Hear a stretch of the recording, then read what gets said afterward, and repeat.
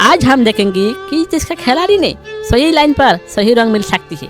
अगर आप लगते हैं कि आपका प्यारी देश का खिलाड़ी सही लाइन पर सही रंग मिल सकता है तो जल्दी से आपका प्यारी देश का नाम कमेंट में बताओ, चैनल को सब्सक्राइब कर दो। और दोस्तों मुझे लगता है हमारा भारत ने ये खेल बहुत आसान से जीत जाएगा। अगर आप लगता है का चीन, पाकिस्तान और भारत ने एक खेल जीतेगा तो जल्दी से कमेंट में बताओ। अगर आप इस शैतान से नफरत करती है और अपने मम्मी से ज्यादा प्यार करती है तो वीडियो को लाइक करो, चैनल को सब्सक्राइब करो और कमेंट में इस इमोजी के साथ आई लव मम्मी लिखे। और दोस्तों मुझे लगता है इनमें भारत ने खेल जीतेगा। सभी लोग हमारा भारत के लिए चैनल को सब्सक्राइब कर दो।